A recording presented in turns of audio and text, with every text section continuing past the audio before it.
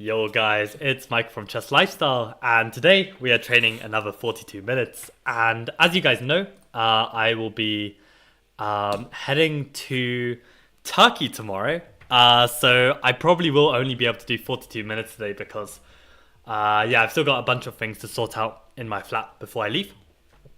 But yeah, I'm going to be gone for like a week, and I'll be back next Sunday. So we're actually going to have a week of no streams, unfortunately. But yeah, you guys can, I'm sure, get up to some chess stuff in the meantime and update me how you guys get on. Welcome, Arjun, to the stream. How's it going? And yeah, actually, it's quite funny because today I was going to like do a longer stream, but I ended up finishing the pseudo panel myself. I was going to do it on stream, but I really just got into it and I was just like in the zone. And I basically feel like I've reached my conclusions with pseudo Panov and feel good about it.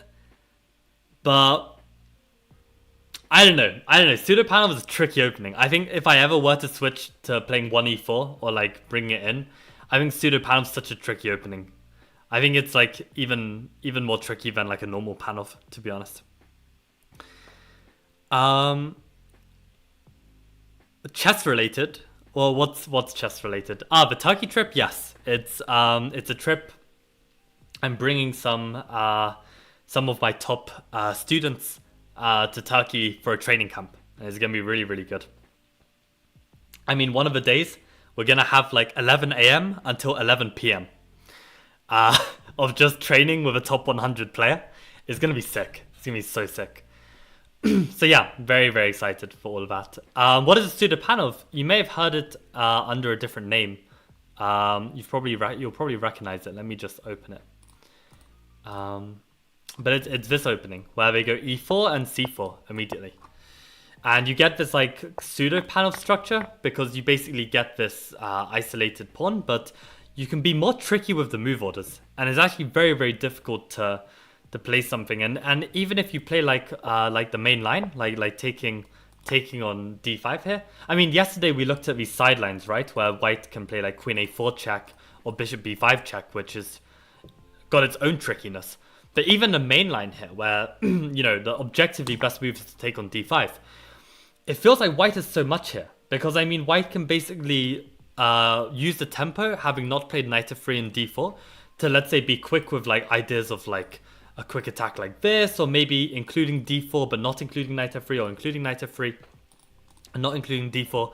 And it feels like, you are, like, underdeveloped in a way, because not only is it like white's turn to move, like white's got like the starting move tempo, but by having this IQP, like the pieces are just far more able to get active. Like black is just like slow, so it's really tough to like find something that feels good to play against. And I mean, even some of the lines here, like it was looking really dodgy. I don't know if I even remember what I was particularly worried about. There were some lines like knight c6 here,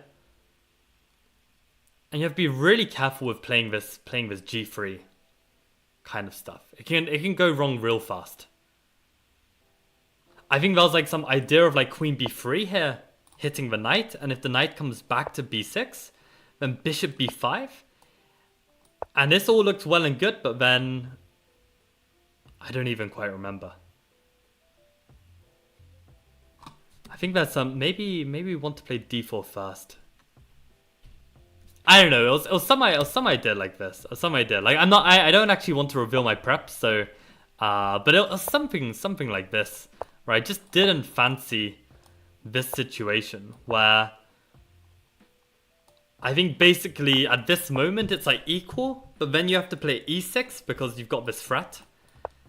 And then they can even play like, there's like some knight e4 ideas and you have to play bishop e7. Like, okay, I've got the position slightly wrong, but my point is that there's trickiness. There's trickiness here. So, yeah.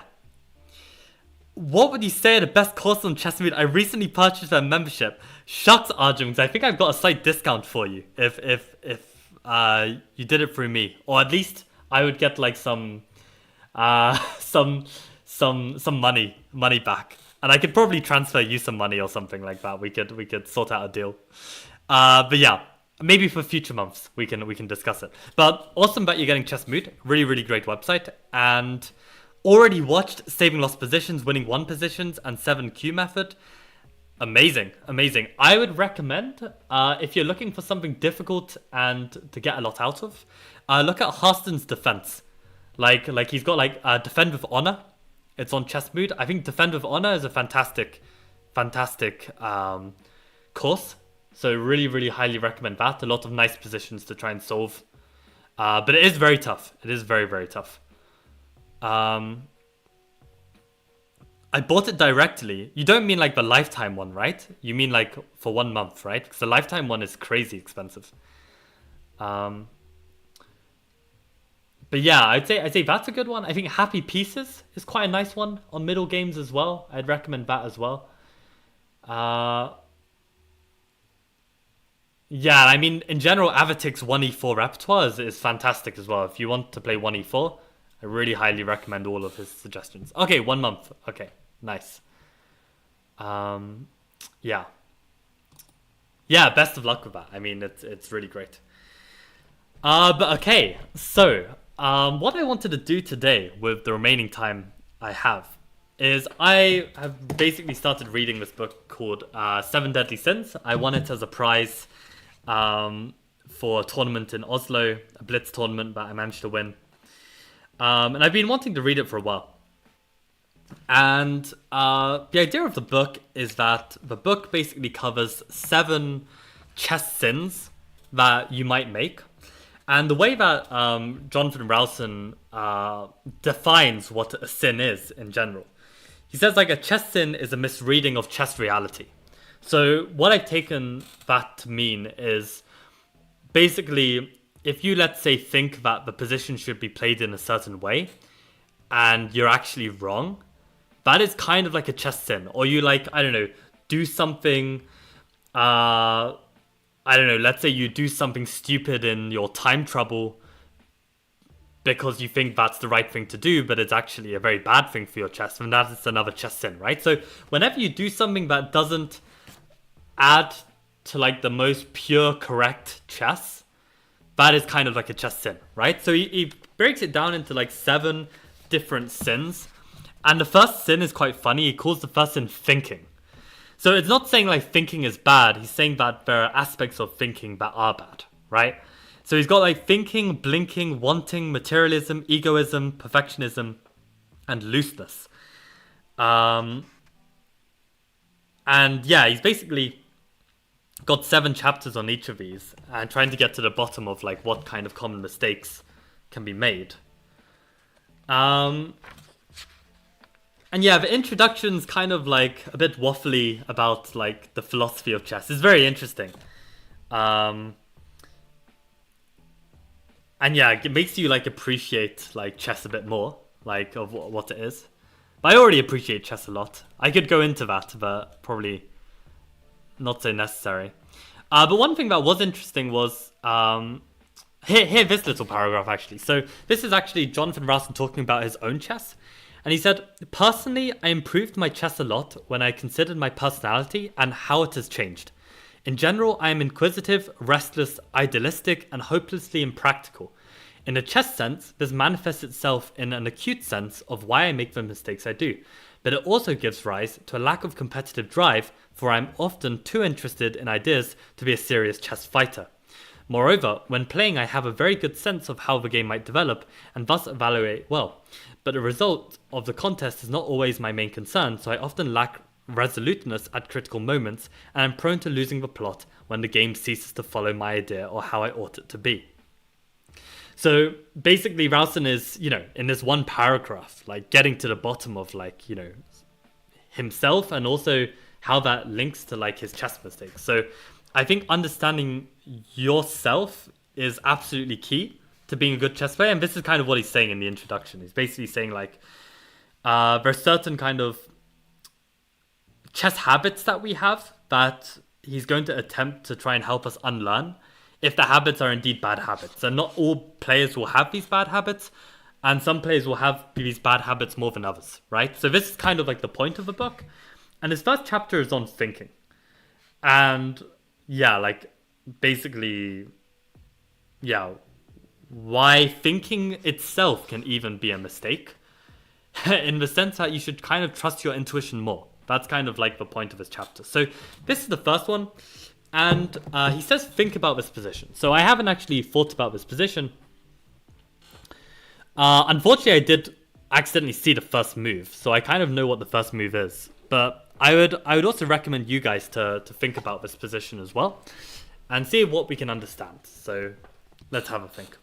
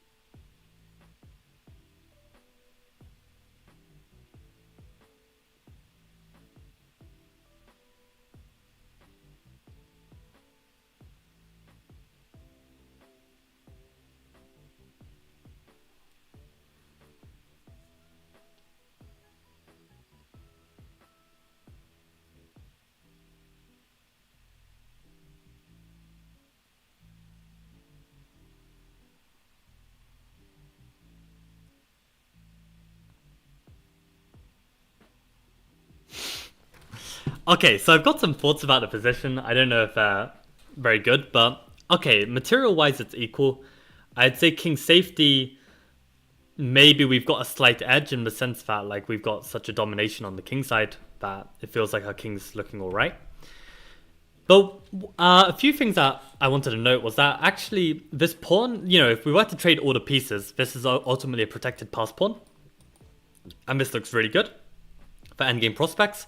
But in terms of pawn structure, actually black, if they can get like this going, they actually do have an advantage on the queen side. Now, the thing is, this is something that you might even want to encourage, right? Because if you can give your opponent the hope that they've got something on this side, then they would have to remove some of their defending pieces, and then that gives us a chance to attack, right? Because right now it doesn't look like we've got a move to attack.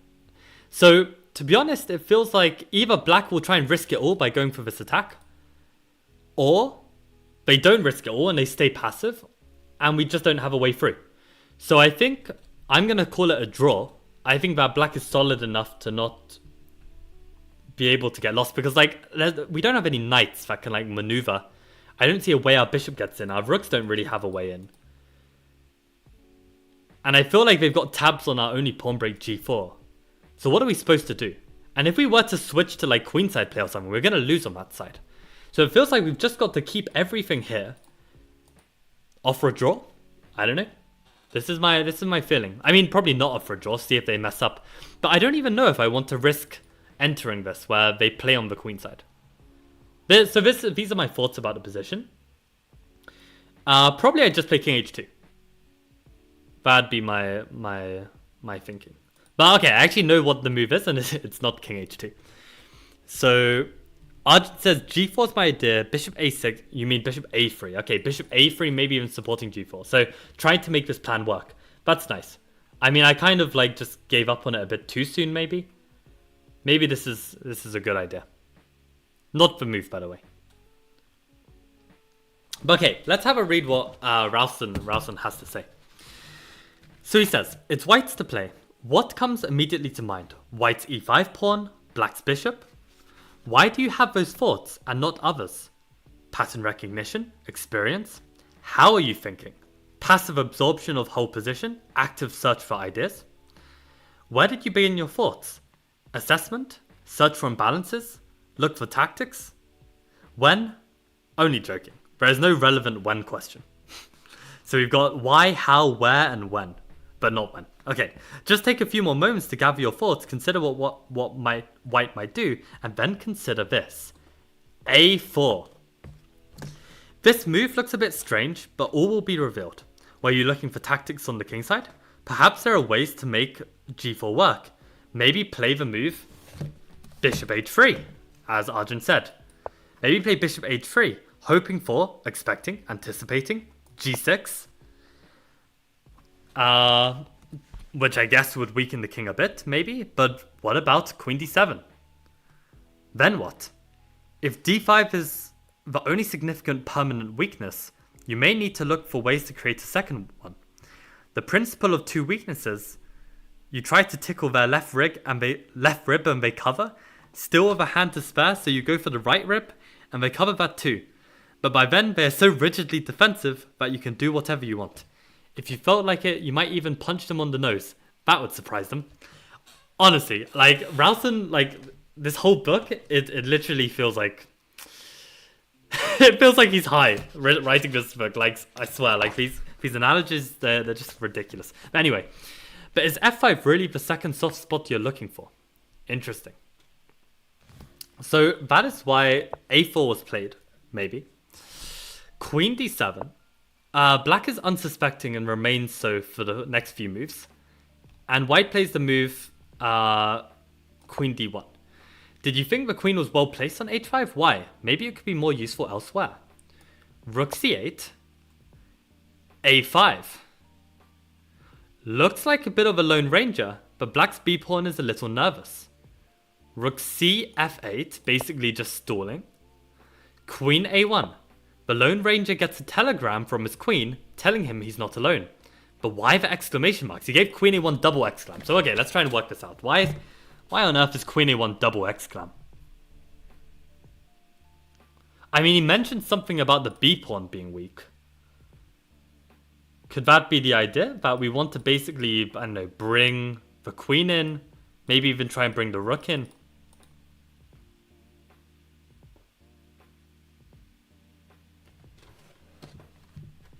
I don't know. Let's have a look. So queen e7. Just in case he wants to play queen a3. I suppose black's dark squares would look a little weak then. Queen a3 anyway. White's queen is a very considerate lady. Not only did she look after the a pawn from afar, but now also tries to remove black's most threatening piece.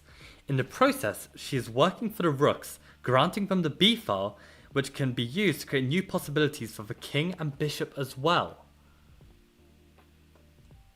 So what, the idea is to eventually swing this rook round or something?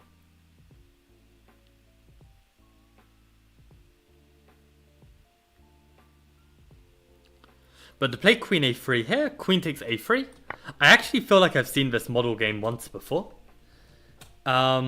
This looks extremely cooperative, but otherwise white's newfound control of the f8 square would create tricks based on g4. And there are also ideas of queen d6 and queen c5 to be considered.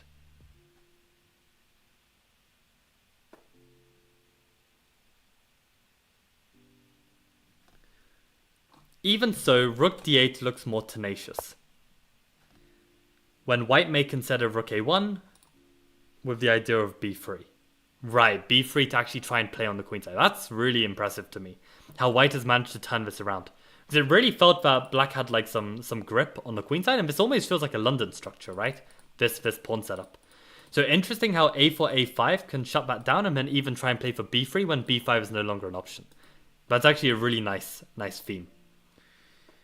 But in any case, black took and white took back.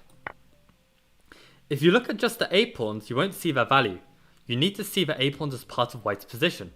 You can only make sense of the merits of a pawn structure with reference to the pieces. Right, this point has been made many times, but it's so true. Like, pawn structure is relative to the pieces on the board.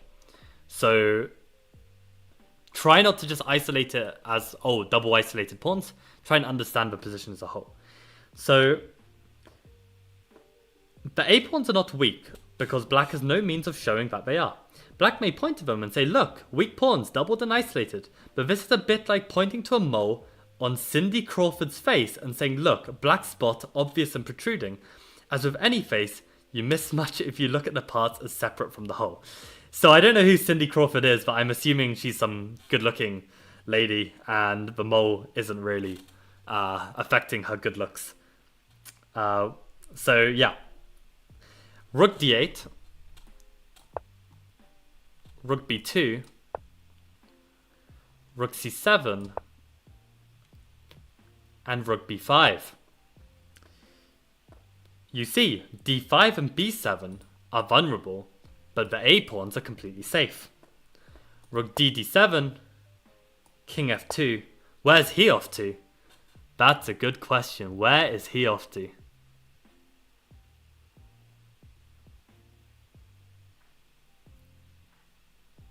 Maybe we just want to put the king on f4 so we shut down the king side and then move the rook over. That would be my feeling. g6, king e3, king g7, rook fb1. I have seen this game before. Actually, if Ashir is on the stream, Ashir was the one who showed me this game. So Ashir is actually... I remember Ashir showing me this game with rook c5. I forgot this was a move. What an amazing move. Basically, to try and get the king as another attacker on this weakness, double... Oh, what a game. I forgot this game was a thing. Oh, this is such an amazing game. Unbelievable game of chess. The white king is very grateful and the pawns are happy to oblige. King d8. Oh, I made a mistake earlier. That should have been... Oh god, how long ago was that? The king is already on e7.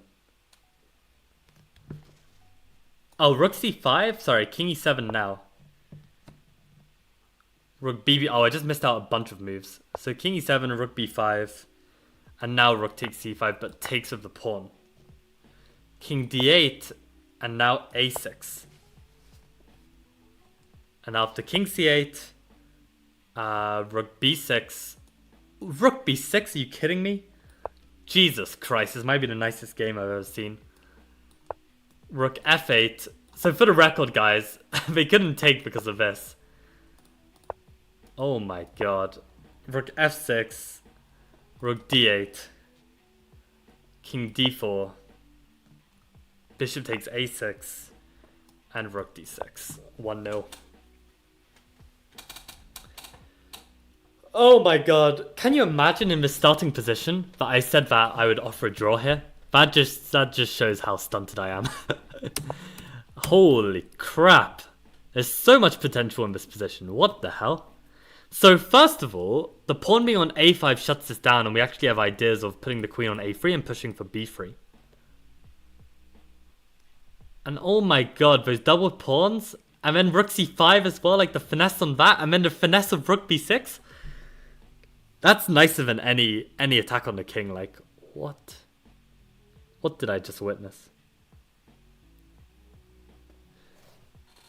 But I feel like when I saw this in the past, I don't think I appreciated it as much as I do now. So maybe I've matured in a player in that sense, because holy crap. Rook c5, unbelievable.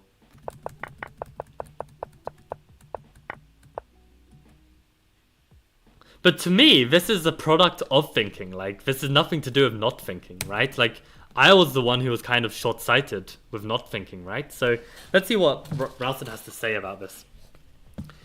So he says, superlative mind-expanding play from Rosentalis. The idea of exchanging queens, queen g5, doesn't seem to help as black takes and may then find counterplay with g6 and h6 in the starting position, I assume. So queen g5 doesn't really help. It doesn't really help because maybe this pawn can be undermined. And opening the queen side at the starting position. b3 question mark. Okay, we may need to open the queen side because we seem to have reached a dead end on the king side. But at the moment, the weaknesses created on c3 and a3 will be just as significant as those on b7 and d5. The willingness to weaken his queenside pawns, queen h5 to d1, where to a1, and then the timing of the a pawn pushes a4, otherwise b5 would short circuit this plan. And then to play like a5 here, to make this b7 fixed weakness. And then a6 just before the king plugs the gaps. So this is like over here. To play a6 now, just before king c7 has come. So that you've got this rook b6. Like, unbelievable. Persist in making a profound impression on me, however many times I see this game. How can we explain how he found these ideas? Perhaps we can't, but this example is a good testing ground for examining the variety of ways that we can approach a position and how much of our thinking is consciously in our control. I asked Rosentelis to explain how he devised this conception, and it's very instructive to hear his account. Yo, he straight up asked this guy? Oh my god, I can't wait to hear this. Holy crap, we're gonna hear the guy who played this game. We're gonna hear his thoughts. Okay, this is hype. This is hype. So, Rosentelis said, I just need to ready myself for this because this is gonna be amazing. I really want to hear this. I was thinking how to use my strategic advantage and penetrate into black's position. Position was closed, so I wanted to open the queen side. That's why I put my queen back to d1. I played a2, a4 in order to win some space. My plan was to imply b3, but I decided that could give black good counterplay on the c-file. So I changed my plan and tried to penetrate with my queen. I think that the swap of the queens on a3 was the decisive mistake, as white gained the open b-file. The a-pawns could never be attacked, and moreover, they could attack the black b-pawn. Black should refrain from queen takes a3. However, white could try to play further queen c5 or even queen d6. Playing queen a3, I had in mind the game Smysl-Reshevsky, where queen h4 was played. Is he going to quote this game, or is he just going to leave us in the dark? Oh, he does show it next. Legend. So, note that Rosentelis immediately saw the main issue. White has strategic advantages, but has to open the position to demonstrate them. If you began by looking for combinational breakthroughs on the king side, you made it much more difficult for yourself to see the position as a whole. This type of problem, where our mind fixes on something and can't get past it, is very typical of the way we think. We're attracted to something, and then it pulls us in like a magnet, before we can think of anything else. I mean, for me, I didn't even get that far, right? I didn't even consider bishop h3 because I was just like, there's nothing here. And I didn't value this idea to actually play on the queen side. Because to me, it feels like black's got like an advantage on the queen side. But to actually play out from the bottom is crazy. It's crazy. And to stop this b5 and believe that this isn't going to be weak. Like, to me, it's like this pawn is well protected. Why would we want to push it forward and potentially weaken it? But to have like the foresight to appreciate that actually the pawn's going to be a strength.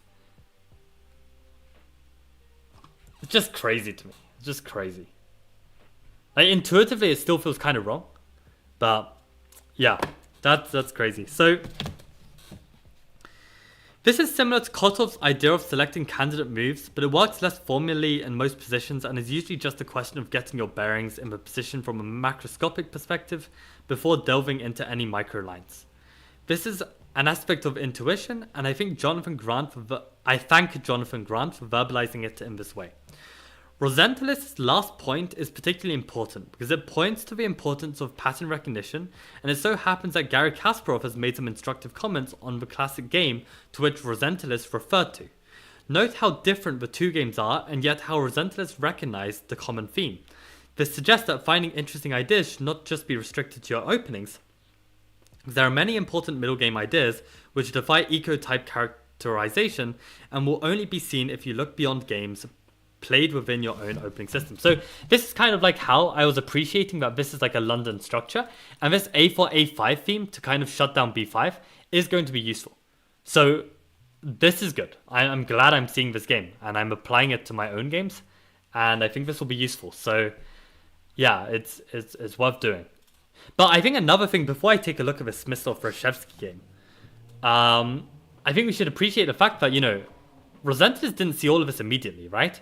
He literally played up to here with one idea of playing like b3, and then changed his mind to play with queen a3 and allow for this swap.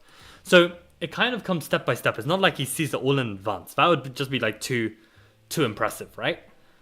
So I think it's like having the open-mindedness to try something on the queen side, which I just didn't have. I just felt like it's not going to be effective, so why even bother? But I think like actually if we can appreciate the strength of this pawn and this idea of pushing b3, then maybe we can play it. And I think b3, on one hand, it does weaken the c pawn, but we could see that in many lines, the b pawn and d pawn were just weaker. So we've got to be like, we've got to look at the position more as a whole. And I think when I tried to solve this position at the start, I understood my advantage on e5, but I didn't really consider like this d5 pawn even being weak. It just shows like I'm not thinking hard enough in this position. But yeah, very interesting. So let's see this game. Smyslov Reshevsky. I will. So actually, I'll change this name to Rosentelis because that's the key. Rosentelis, and this chapter is one thinking. And this next game is Smyslov. So let's start from the beginning. Oh wait. Starting position. But yeah, what a game, guys. What a game, right?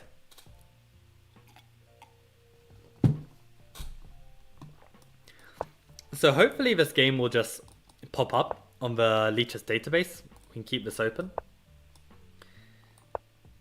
Alright, so we have like a Roy Lopez, d6, c3, knight e7, d4, bishop d7, bishop b3, h6, knight d2, knight g6, knight c4.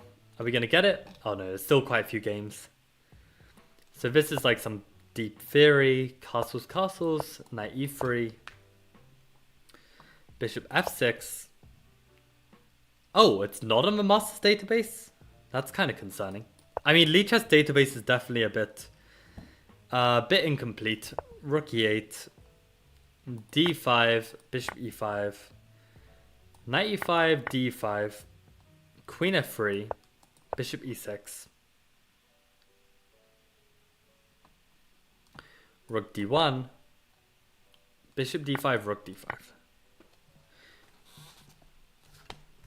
So Kasparov writes, the centralized rook feels good because it cannot be pushed away. Note that the way Kasparov describes the position of the rook, it feels, in brackets intuitive, good, evaluative.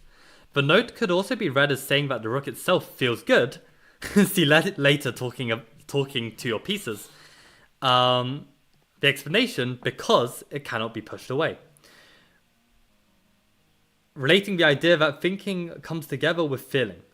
That somehow the explanation based on thought follows rather than leads to feeling. Moreover, Kasparov's note assumes that black will now play queen e7, relating to the idea that the strongest players always focus on the strongest moves. I have no idea what he's talking about there.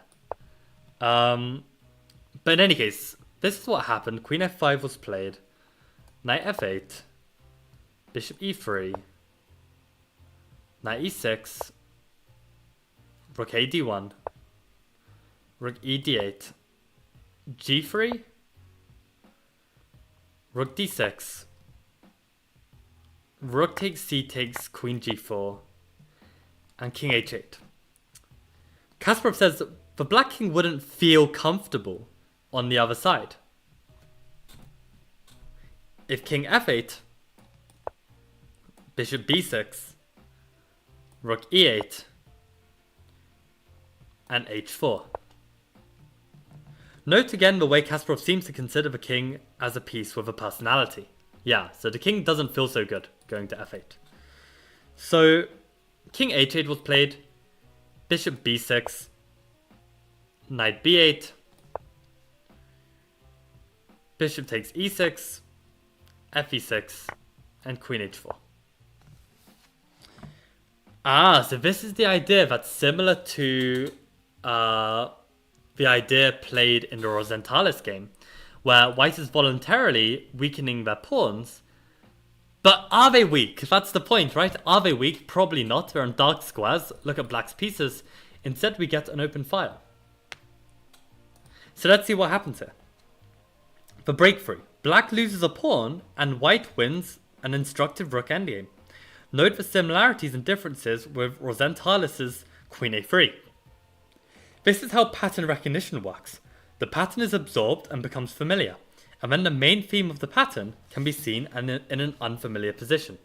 So what ended up happening was black chose to decline, but then this allowed queen d8, queen takes, bishop takes, knight d7. I think I've seen this position before as well. Knight c5, and rook d6. Rook c8, bishop b6, knight a4, rook e6, knight b2. Okay, and the game continues and white eventually wins. Does that make sense? Yeah, I guess we're going to be a pawn up. And okay, you grind this out. So these two games have shown the thoughts and moves of strong grandmasters, an example of pattern recognition, and I hope a sense of the evaluative nature of chess thinking. I also hope it has shown the different ways that we can think about a position and how your first thought about a position can lead you to missing the most important aspects of it. I'm not sure I really understand Ralston's kind of conclusions about thinking at this stage, but I do appreciate the examples, and just from a practical perspective, sense, in my own chess, it feels like seeing that game again was really nice to see. And it's kind of a shame in some ways, because I feel like the way I play chess right now, I'm trying to dull it down to as simple and as basic as possible, because as soon as it gets kind of fancy, you're more prone to errors. That is kind of from my personal experience, and it's kind of sad, but I think you can still get this kind of beauty that we just saw from kind of dull starting positions. I think this isn't some crazy kingside attack that is some tactical mess or something. This is a very static position. Maybe some people would even consider boring. But then with the creativity, you find this amazing idea, and queen a3, what a move. And then you start getting creative with this rook c5 idea. Is beautiful again to involve the king. And then this finish, oh my days. What an unbelievable find. And again, making use of pass pawns as well. Pass pawns, if you can't find some attack on the king, making some pass pawn execution is the way as well. So, yeah. Very interesting. So now Ralston goes on with some more explanation. So I think I'm going to save that for my own reading. But yeah, really, really nice game for creative thinking.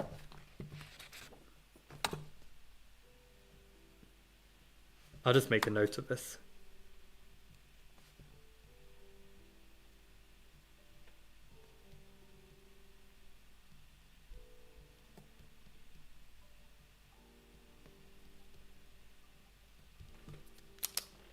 Yeah, so far really, really interesting read. Definitely excited to read more and get more out of this book. And yeah, there's a reason why it's a serious chess classic. So, okay, we've got 5 minutes to go. I'm trying to think what I might want to do for the remainder of this time.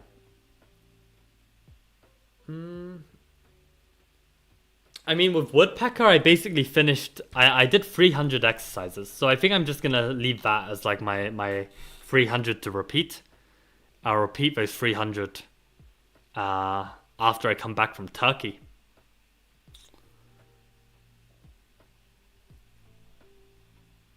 Yeah. I don't know. I think I'm pretty good. I'm pretty good. I've done a lot of work today on this, on the Panov. I even did some work on the advanced variation, which I found very interesting. I don't know if you guys have seen this idea, but like in the Tau variation, you can even deviate with his queen d h4 h5 and then deviate with his queen d7. Like I was trying to make this work with an engine. It's really interesting. Makes a lot of sense as well, because I've played queen d7 in some later positions of the advance. But yeah, just yeah, did a lot of work on openings today just to get my repertoire up to scratch. And yeah, feeling good about it. So I don't know what to finish on. what else can I do? Maybe let's finish on a chess neuron. Why not? Speaking of, guys, like this website, I'd highly recommend trying to do it as like daily training. I think it's got a lot of potential, and the guy who made the website's a really cool guy. This GM from India. So let's do some of these to finish our training. So black's turn.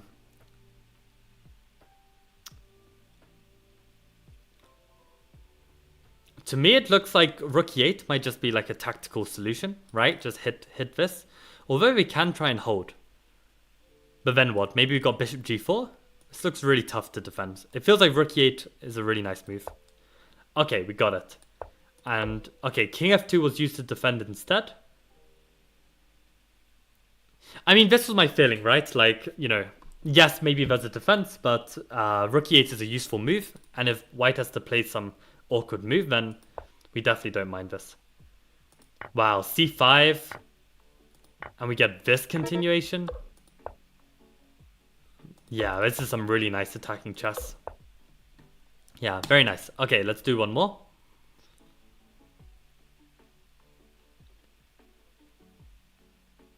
The first idea I'm thinking of is this d4 and try and... Oh no, I thought my queen was on this diagonal. My eyes are going wonky. And even so, that would probably be a horrendous move.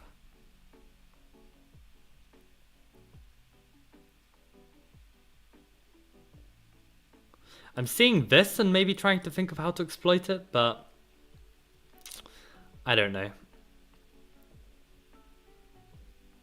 I'm doing a quick evaluation of the position as well. So we do have bishop pair, therefore we might want to open the position. Materials otherwise weak. Equal, we've probably got like a slight edge on the queen side. So maybe we should be looking in that direction even. I wonder if a crazy move like g5 is ever worth it. Because they can't...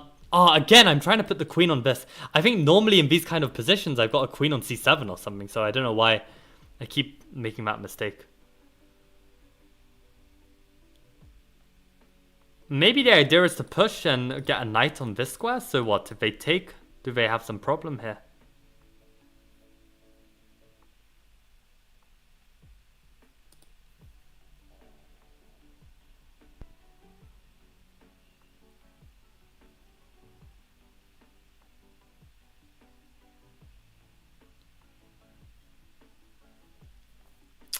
Yeah, I don't see this one at all.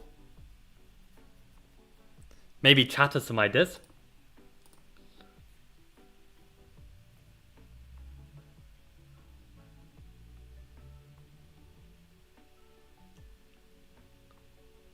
Probably I just push this pawn. Get that stake in the center, try and shut out this bishop. If they take... But then they can just take, right? What am I doing there? If I take with a knight, they can take. What have I achieved? I've lost a pawn. So maybe this isn't it.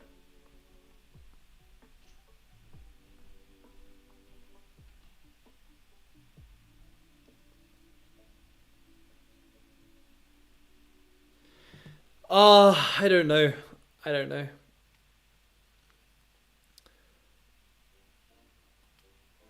Maybe c4 feels like a natural move. Try and open up that side of the board. Just doesn't feel like it's enough.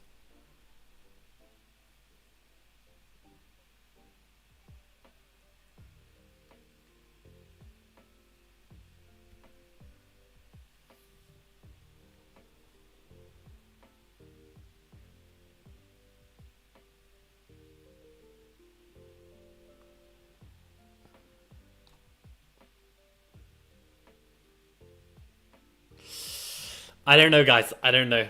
I don't know what the answer is of this one.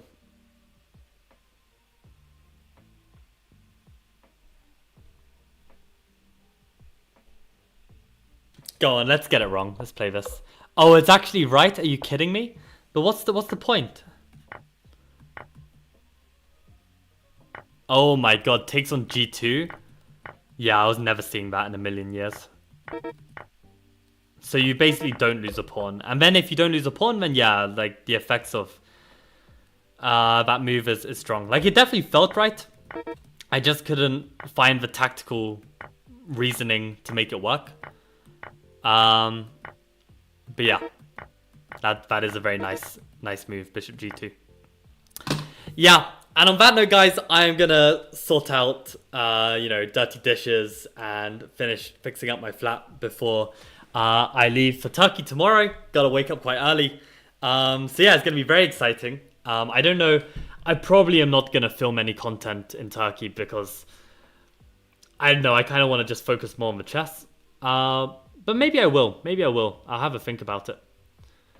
Because I mean, I'm also like in charge of like a bunch of kids, right? Like I can't really be like faffing around with like recording a video while I've got to supervise some kids. So I gotta prioritize.